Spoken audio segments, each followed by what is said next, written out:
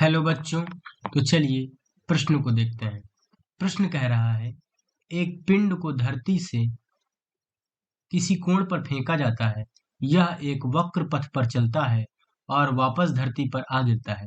पिंड के प्रारंभिक तथा अंतिम बिंदु एक ही क्षैतिज रेखा पर स्थित हैं। पिंड पर गुरुत्व बल द्वारा कितना कार्य किया गया है?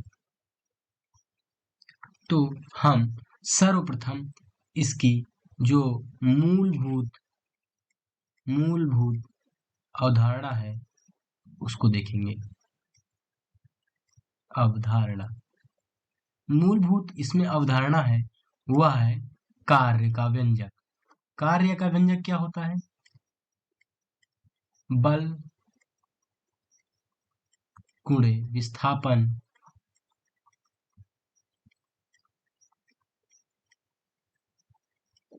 ए कॉस थीटा। यहाँ पर जो थीटा होता है वह बल एवं विस्थापन की दिशा के बीच का कोण होता है। विस्थापन की दिशा के बीच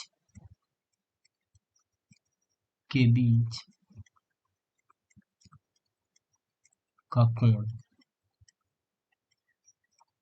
अच्छा, अब हम प्रश्न को देखते हैं।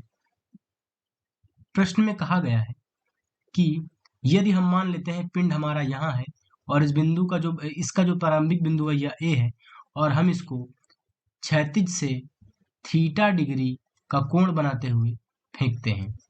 अच्छा, और इसने कहा है कि यह एक वक्र पथ पर जाता है और वापस इसी क्षैतिज लाइन पर आकर गिरता है।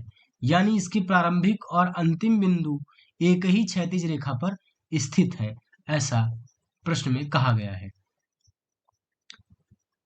यदि हम देखें कि यह इसका प्रारंभिक बिंदु है और मान लेते हैं कि यह इसका अंतिम बिंदु है, तो इनके बीच का जो दूरी है हम उसे d मान लेते हैं।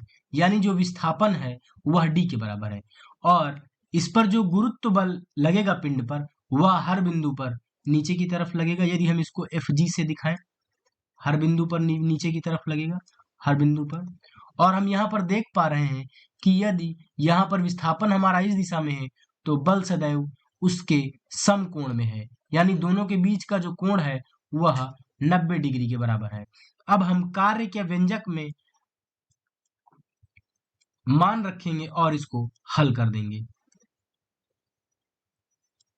कार्य का व्यंजक है बल, जैसा मैंने यहाँ पर लिखा है बल यानी यहाँ पर Fg गुणे विस्थापन d के बराबर है इंटू कॉस, और विस्थापन की दिशा यह है और बल की दिशा यह है, तो दोनों के बीच का जो कोण है वह 90 डिग्री के बराबर है। और हम जानते हैं कि कॉस 90 डिग्री का मान 0 होता है, तो हम कह सकते हैं कि गुरुत्व बल द्वारा पिंड पर किया गया कार्य 0 के बराबर है। धन्यवाद बच्चों।